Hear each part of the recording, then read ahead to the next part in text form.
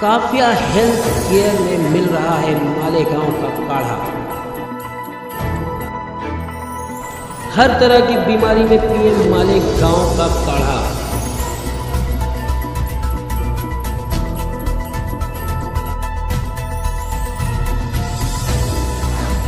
काढ़ा पाने के लिए हमसे संपर्क करें। हमारा पता है गोल्डन पार्क, ग्राउंड फ्लोर, काफिया हेल्थ केयर सेंटर।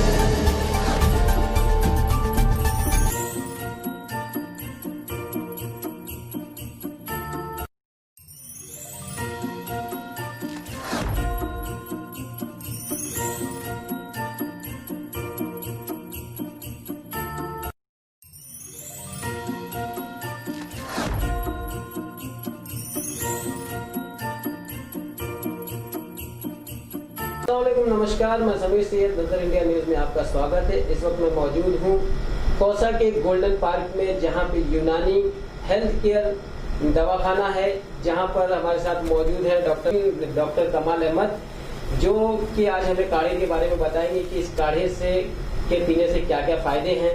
तो आइए हम इनसे ही बात करते हैं कि जो काढ़ा ये लेकर के आए हैं, जो इस वक्त मालेगांव में भी काढ़ा बहुत जोरों शोर से चल रहा है, तो यहाँ पर भी उन्होंने ये काढ़े का जो है बेचना शुरू किया है। तो हम इनसे इसी काढ़े की जो खासियत है हम इनसे बात करते हैं। सर, जो जिस तरह से मालेगांव में जो काढ़ा बहुत जोरों शोर से चल रहा है और उसके बहुत सारे फायदे हो रहे हैं, जो आप जो काढ़ा बेच रहे हो, ये इससे किस तरह के फायदे हैं और इसके अंदर क्या क्या खासियतें हैं? अस्सलाम वालेकुम। सबसे पहले तो मैं ये बताऊंगा कि मैं हकीम कमाल अहमद, तकरीबन 2 साल से मैं यहाँ पे यूनानी का प्रैक्टिस कर रहा हूँ। और आप लोग देख रहे होंगे कि मुमरा के अंदर और ख़ास तौर पर बहुत सारी जगहों पे लोग आजकल क्या है अल्टरनेटिव सिस्टम ऑफ मेडिसिन की तरफ आने की कोशिश कर रहे हैं, लेकिन उनको एक बेहतरीन सिस्टम या एक सिस्टमेटिक प्रैक्टिशनर नहीं मिल पाता है। तो इसके लिए हमारी एक कोशिश थी कि हम मुमरा के अंदर ऐसा सेटअप कायम करें ताकि वहाँ पर ऐसी चीज़ों का इलाज किया जा सके जहाँ पर दूसरी बीमारियाँ जिनका इलाज नहीं हो पाता है, ख़ासतौर पर मॉडर्न सिस्टम ऑफ मेडिसिन के अंदर।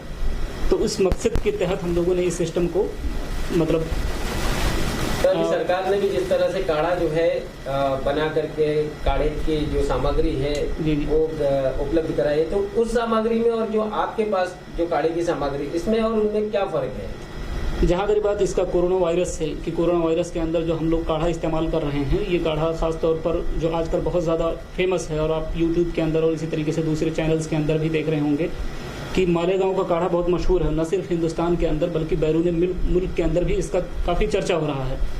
तो इस मकसद के तहत हम लोगों ने, चूंकि यहाँ पे इस तरह का कोई काढ़ा मौजूद नहीं था, तो उसको हम लोगों ने अपने यहाँ पे उसको तैयार करवाना शुरू किया और माशाल्लाह काफ़ी हद तक कामयाब भी साबित हो रहा है। क्योंकि इससे पहले भी लोगों ने ये देखा है कि जो काढ़ा मालेगांव के अंदर जो इस्तेमाल किया जा रहा था, उसकी वजह से वहाँ पर जो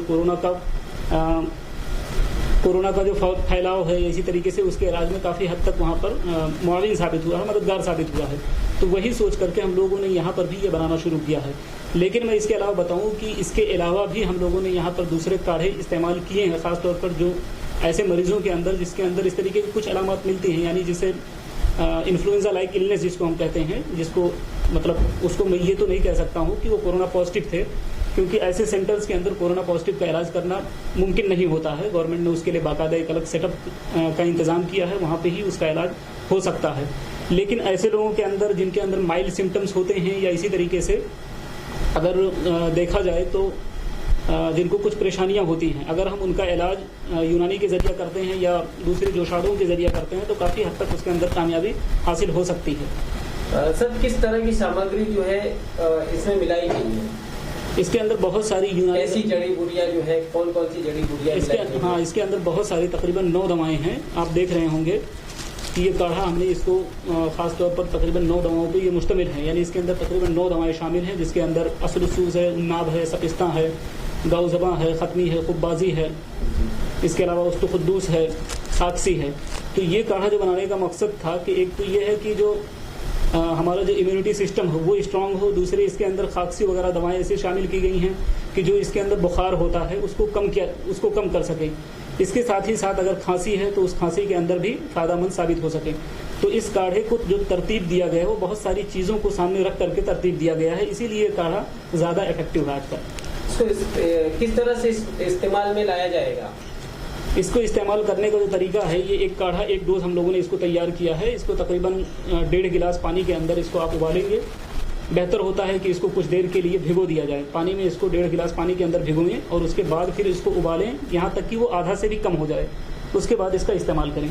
प्रिवेंटिव तौर पर अगर लेते हैं तो इसको फिर बाद में सेम काढ़े को जो बच जाता है उसको दोबारा उसके अंदर पानी डाल करके फिर उसको बॉयल करें और फिर शाम के अंदर भी इस्तेमाल करें। तकरीबन 5 to 7 डेज प्रिवेंटिव तौर पर लिया जाता है इसको।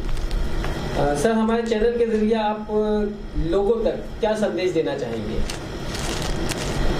मैं लोगों तक ये संदेश देना चाहूँगा, सबसे पहली चीज़ तो ये है कि कोरोना जैसे कि आज हम देख रहे हैं कि डेली बहुत तेज़ी के साथ बढ़ रहा है, लेकिन ये भी हकीकत है कि पहले के मुकाबले में उसकी जो सीवियरिटी है वो काफ़ी कम है और लोगों ने भी इस चीज़ को समझ लिया है।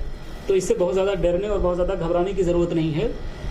जो गवर्नमेंट ने बहुत सारे मेजर्स बताए हैं, बहुत सारे बचने के जो तरीके बताए हैं कि मास्क का इस्तेमाल किया जाए, सोशल डिस्टेंसिंग किया जाए, इन सारी और ज़रूरत पड़ने पे ही बाहर निकला जाए, इन सारी चीज़ों को अपनाने के साथ साथ अगर वो यूनानी दवाओं का और ख़ास तौर पर ऐसे बहुत सारे जोशादे जो मार्केट के अंदर अवेलेबल हैं, यानी इम्यूनिटी के लिए जो बहुत सारे तरीके जो बताए गए हैं उनका इस्तेमाल करें तो बहुत काफ़ी हद तक इसके अंदर मुआविन साबित हो सकता है। लेकिन इसके अलावा मैं बताऊँ कि इम्यूनिटी बढ़ाने के लिए ख़ास तौर पर तिब्ब यूनानी के अंदर बहुत सारे जो तरीके बताए गए हैं, उसमें एक जो बहुत बेहतरीन तरीका या जो बहुत बेहतरीन उसूल है वो ये बताया गया है कि सबसे पहले असबाब सित्ता ज़रूरिया, यानी यूनानी के अंदर एक 6 एसेंशियल फैक्टर्स हैं जिसको हम असबाब सित्ता ज़रूरिया का नाम से जानते हैं। असबाब सित्ता ज़रूरिया के अंदर क्या है कि माकुल मशरूब, हवाई मुहित, माकुल मशरूब और हरकत सुकून बदनी, हरकत सुकून नफसानी, नौम यकज़ा, इस्तिफ़राग एहतबास। यानी इंसान जो हवा ले रहा है सबसे पहले ये होना चाहिए कि किस जगह पे हवा ले रहा है, यानी हवा की प्योरिटी बहुत ज़रूरी होती है। इन चीज़ों का ख्याल रखा जाए। दूसरी चीज़ जो ये है कि माकुल मशरूब, यानी आदमी जो खाना खा रहा है, आजकल लोगों की जो बहुत ज़्यादा खाने की आदत है उसको भी ध्यान में रखना चाहिए। अच्छी क्वालिटी का खाना इस्तेमाल करना चाहिए। इसी तरीके से हरकत सुकून बदनी, यानी इंसान के अंदर जो हरकत हैं फिजिकली थोड़ा सा एक्टिव होना चाहिए। बहुत ज़्यादा खामोशी के साथ बैठना या घरों में बैठे रहना, एक्सरसाइज न करना, ये भी बहुत ज़्यादा नुकसानदेह हो सकता है।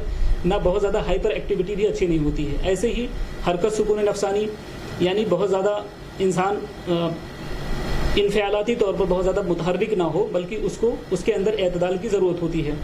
नींद की भी बहुत ज़्यादा ज़रूरत होती है। बहुत ज़्यादा नींद अगर आदमी नहीं लेगा, तकरीबन 6 से 7 घंटा या 8 घंटे की अगर नींद इंसान नहीं लेता तो उसकी वजह से भी उसको प्रॉब्लम हो सकती है।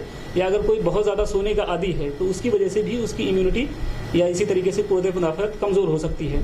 तो ये कुछ चीज़ें हैं। इसके अलावा इस्तिफ़राग व एहतबास है। आजकल देख रहे होंगे कि ज़्यादातर लोगों को कब्ज़ की शिकायत रहती है, जो इम्यूनिटी को कमज़ोर करने में बहुत ही ज़्यादा रोल अदा करती है।